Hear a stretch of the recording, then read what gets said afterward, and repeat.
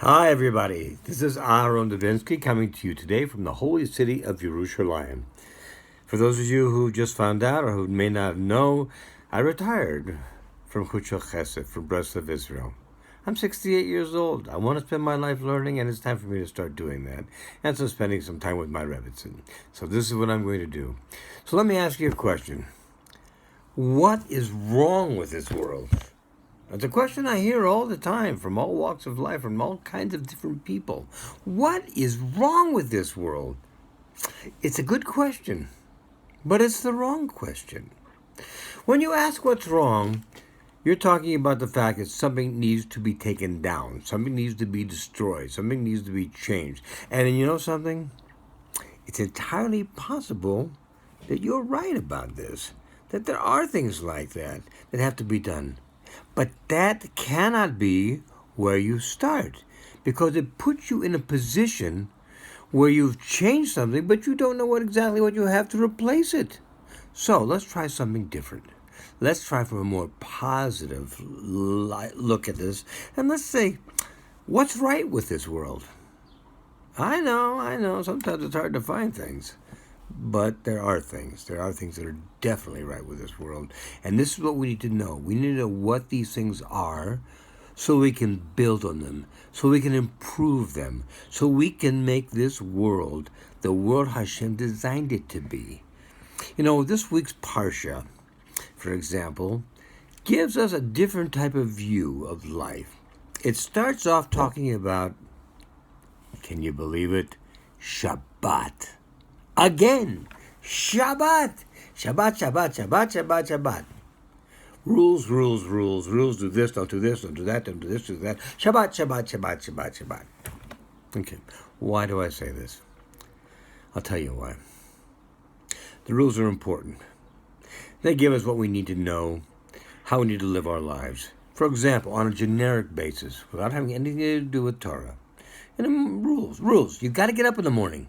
You can't sleep all day and all night and all day and all night. This is not a life. This is depression. This is hiding. This is not a life. There are rules. You get up. You got to eat. You got to drink. These are rules. You got to do them. If you don't do them, you will perish. Okay, and then there are many, many other rules, just in generic terms. So, when you take that into view, I want you to take something else into view. Hashem has given us more rules.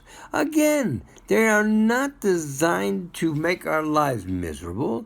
They are designed to give us a joyous, loving, and fulfilling life.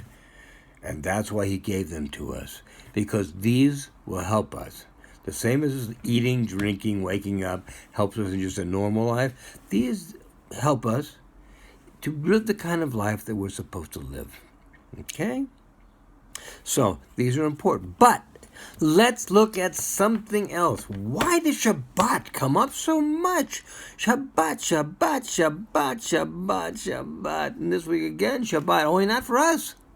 For the land. Every 7 years, we need to let the land rest. Now, agriculturalists would tell you that's a great idea. It helps it build up its nutrients, makes it more available to raise the kind of crops you want to raise on it. That's true.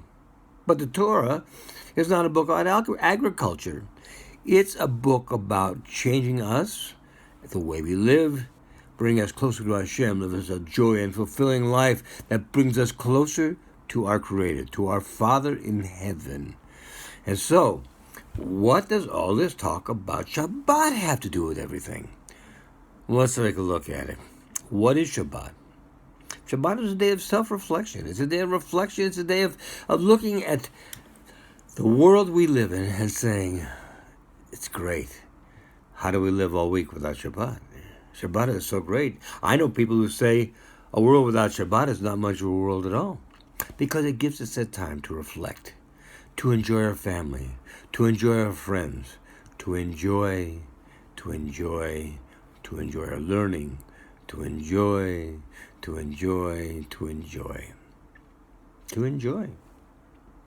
Our Father, the Creator of the universe, has let us know, I've given you rules. The rules are for your benefit.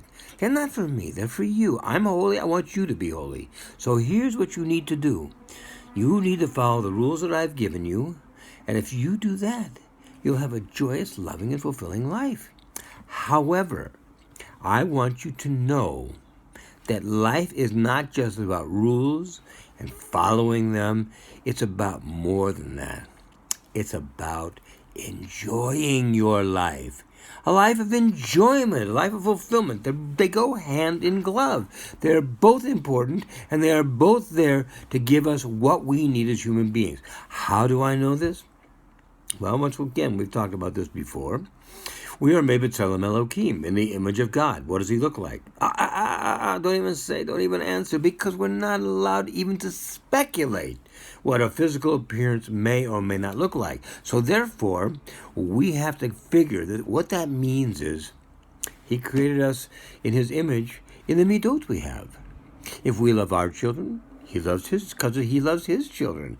If he wants us to enjoy our life, it's because he enjoys life. He enjoys seeing us enjoy ourselves. Let me ask you something. For those of you who have children, do you love watching your children have fun?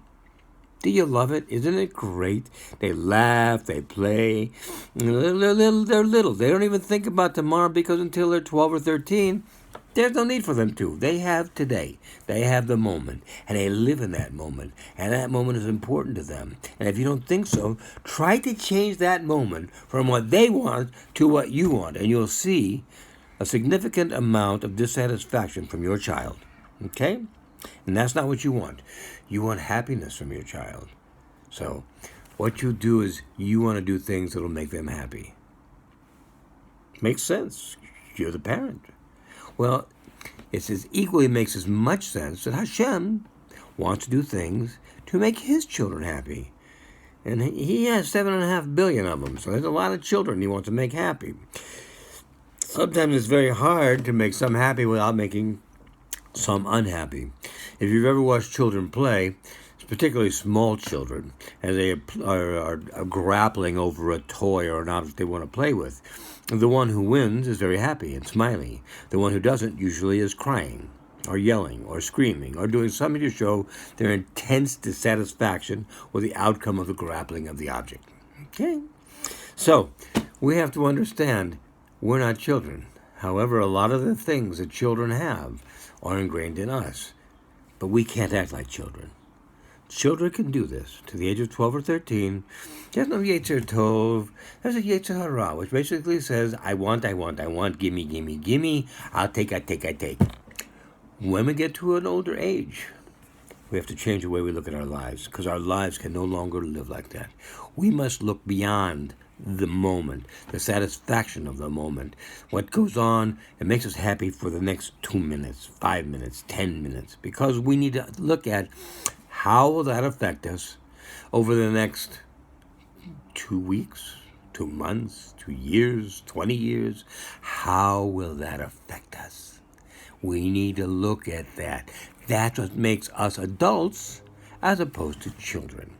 So, when we look at that, we can help ourselves get in a direction towards the kind of a life that we want to set. We need to plan. We need to plan. In every stage of our life, we need to plan.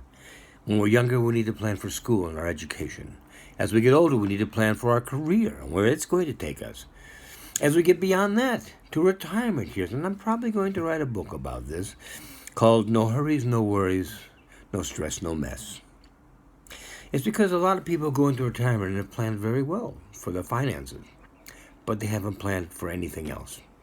Retirement should be just like anything else, a time of fulfillment, a time of happiness, a time of joy, a time of love, a time that we look forward to getting up every morning because it's special, not a day where we get up in the morning and think, what are we going to do today? Maybe we'll just roll over and sleep a little bit more.